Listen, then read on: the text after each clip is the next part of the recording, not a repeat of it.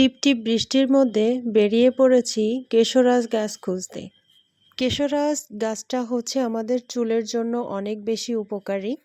যেহেতু আমার চুলের গোড়ার অবস্থা খুবই খারাপ আর প্রচণ্ড চুল পড়তেছে, তাই স্ক্যাল্পে ব্যবহার করার জন্য গাছটা খুঁজতেছি।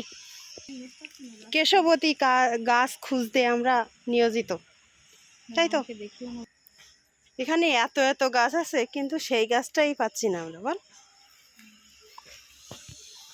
জোকের ভয়ে তো এক প্রকার কাঁচা মারা।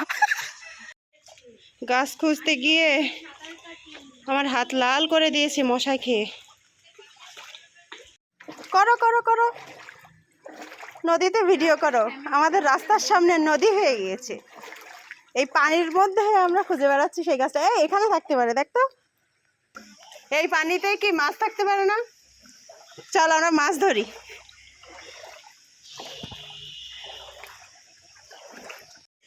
আমার এক চাচাতো বোন আর আমি বেরিয়ে পড়েছিলাম কেশরাজ গাছ খুঁজতে। তো মোটেও কেশরাজ গাছটা খুঁজেই পাচ্ছিলাম না, তাই চিন্তা করলাম অন্য যেগুলা পাই ওইগুলাই তুলে নিই। তার মধ্যে যেমন জবা ফুল, তুলসী পাতা, মেহেদি পাতা, এগুলা দিয়ে আমি আমার চুলের জন্য একটা প্যাক বানাবো, তার জন্য এগুলা খুঁজতেছি।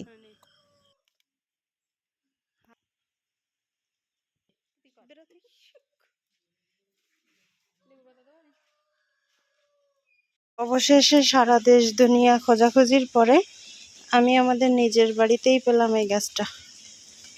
এটা চুলের জন্য অনেক বেশি উপকারী। চুলের যত্নে অনেকেই এটা ব্যবহার করে থাকে। এরপর আমার সেই বিখ্যাত অ্যালোভেরা। আমি এত অ্যালোভেরা গাছ লাগিয়েছি, কিন্তু আমার এই যে অ্যালোভেরার গাছটা এত মোটা আর এত বড় হয়েছে, আজ পর্যন্ত আমার কোনো গাছই এমন হয়নি। এতক্ষণ ধরে আমি সারা বাগান খুঁজে খুঁজে যে জিনিসগুলো জোগাড় করলাম, সবগুলো একটা পাতিলের মধ্যে দিয়ে আমি তেল দিয়ে এগুলোকে জাল করব চুলাতে সুন্দর করে ফুটিয়ে তেলগুলোকে আমি সেঁকে নিয়ে তেলটা আমার স্ক্যাল্পে লাগাবো। স্ক্যাল্পের জন্য এই তেলটা এত বেশি উপকারী, অনেক বেশি ভিটামিন থাকে এই তেলের মধ্যে। আমার চুলের গোড়ায় যত প্রকার সমস্যা আছে, ইনশাল্লাহ এই তেলটা ইউজ করলে সব ঠিক হয়ে যাবে। অন্য কোনো একটা ভিডিওতে আমি এই তেল বানানোর ফুল প্রসেসিংটা দেখাবো।